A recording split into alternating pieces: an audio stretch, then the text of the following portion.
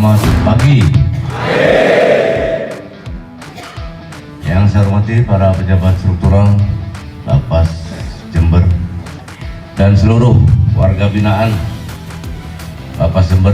Ini sengaja saya kumpulkan pada kesempatan pagi hari ini ya, supaya sama-sama saya bisa mendengar apa yang ingin saya sampaikan, khususnya terkait bagaimana saudara-saudara dalam mematuhi aturan tata tertib di Lapas Jember ini. Saya berharap setelah keluar dari ruangan ini tidak ada lagi satupun warga binaan yang mencoba-coba melanggar aturan atau bahkan berani mencoba-coba merusak sistem yang sudah ditetapkan. Untuk itulah makanya perlu saya melakukan penguatan semacam ini. Yang pertama, saudara harus paham dulu. Saudara masuk ke sini, kenapa? Tentunya jelas bermasalah. Coba tunjuk tangan yang masuk sini nggak ada masalah. Tiba-tiba dari rumah dijemput polisi, dibawa ke persidangan, dihukum. Tunjuk tangan. Ada? Tidak ada ya?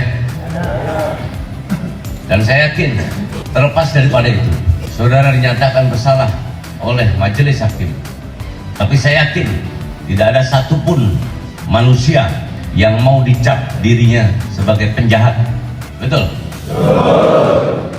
Walaupun perilakunya jahat, melakukan kejahatan, ya kan? Tapi tidak ada satupun manusia yang mau dicap dirinya jahat. Karena memang sejatinya manusia itu dilahirkan suci, bersih. Tapi dalam perjalanan, salah pergaulan, desakan ekonomi, minimnya pendidikan, akhirnya mengantarkan saudara melakukan hal-hal yang mungkin juga saudara tidak tahu, tidak sadar bahwasanya itu adalah melanggar hukum. Untuk itu, keberadaan saudara di sini kita sadari adalah sebuah takdir. Takdir dari Tuhan yang harus diterima dengan ikhlas. Dan di sini tempat untuk saudara melakukan pemulihan, rehabilitasi untuk berubah menjadi pribadi yang lebih baik. Itu harapannya. Makanya di lapas ini ada dua jenis program pembinaan. Pembinaan kepribadian dan pembinaan kemandirian. Ini sekaligus kita jadikan untuk evaluasi ke depan. Dengan minimnya keterbatasan sarana prasarana yang dimiliki di Lapas Jember ini, saya minta tidak membuat semangat kita, khususnya kita para pengampu, pelaksana, ini para pejabat, untuk terus semangat memberikan pembinaan-pembinaan, khususnya di pembinaan kepribadian. Di sini sudah ada pondok pesantren Asal-Asam, dan yang mengikuti pondok pesantren, saya berharap peran serta saudara, peran aktif saudara dengan keterbatasan tadi, kami berharap bisa memberikan pembinaan yang maksimal. Contohnya apa? Mungkin petugas kami tidak bisa menjangkau, mendata secara detail siapa-siapa warga binaan yang katakan masih buta Al-Quran. Tapi dari saudaralah yang mengajukan diri, yang menyampaikan. Sehingga orang-orang itu yang tadi menyampaikan bahwasannya belum memahami contoh tentang bagaimana membaca Al-Quran atau ingin memperdalam agama dengan baik, bisa menjadi prioritas untuk mengikuti di pondok pesantren. Jadi yang ikut di pondok pesantren bukan orang-orang yang notabene itu saja, tapi justru yang belum pernah tersentuh atau belum paham tentang agama. Ini yang harus dikuatkan. Dan saya terus terang, saya sudah membentuk wali pemasyarakatan. Dan bapak-bapak ini yang ada di depannya adalah salah satu wali-wali yang menjadi perwakilan. Saya ingin tanya, sudah tahu wali-walinya?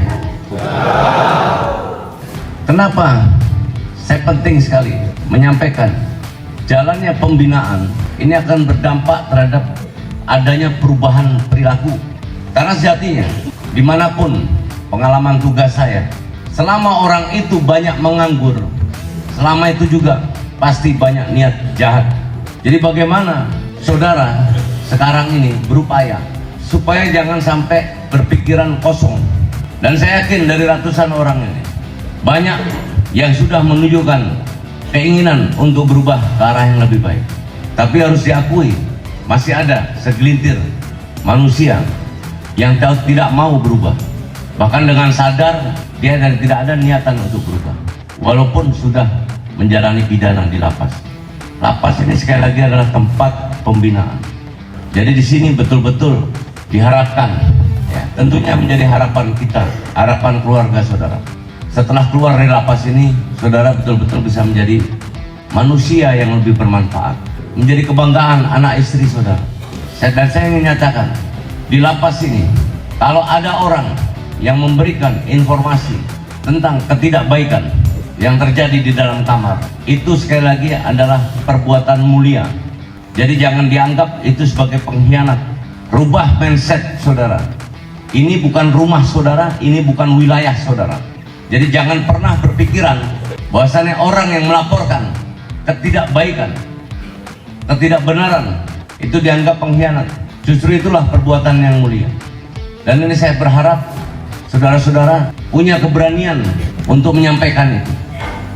Sehingga apa? Betul-betul dalam menjalani peri kehidupan di lapas ini terjaga keamanannya, ketertibannya, kebersihannya, dan kenyamanannya.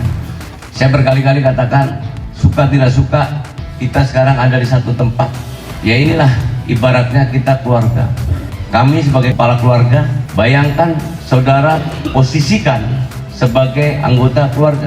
Ada keluhan, ada masalah, mengadunya kepada siapa? Kepada kepala keluarga. Bukan mengadu kepada sesama anggota keluarga.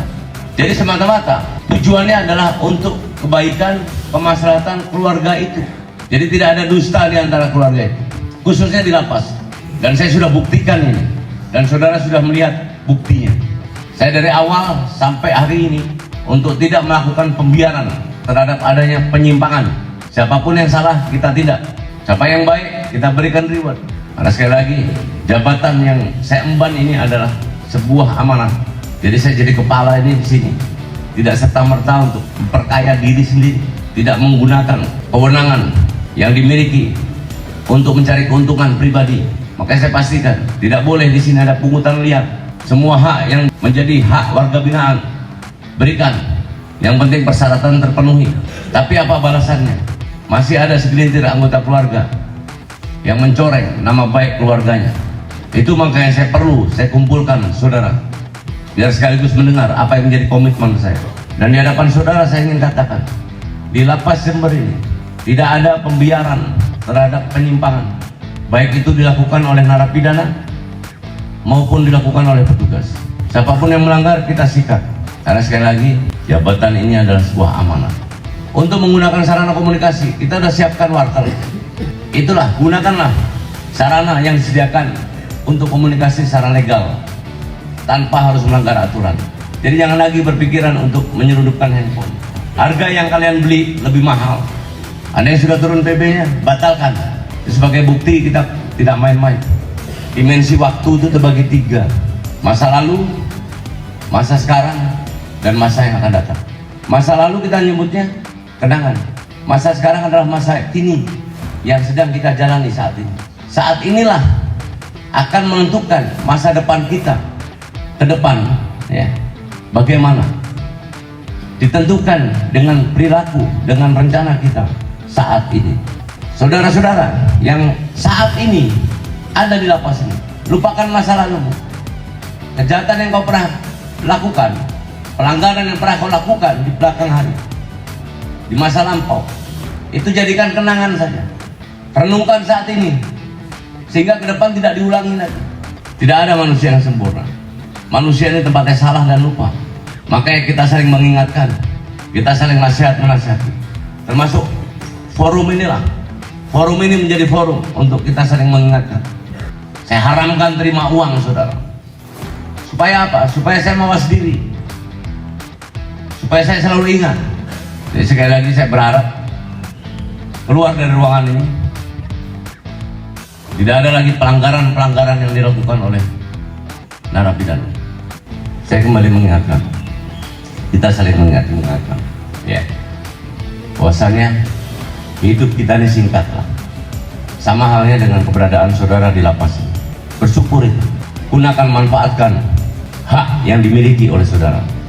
Bayar itu dengan perilaku-perilaku yang baik. Mengikuti setiap program pembinaan dengan baik. Dengan penuh keikhlasan, bukan keterpaksaan. Jadi sekali lagi, gunakan kesempatan mumpung kita masih hidup. Itu mungkin ya dapat saya sampaikan. Sekali lagi terima kasih. Terus saya akhiri, teruslah bahagia di setiap keadaan dan tetap istiqomah dalam kebaikan. Wabillahi taufiq wal hidayah. Assalamualaikum warahmatullahi wabarakatuh.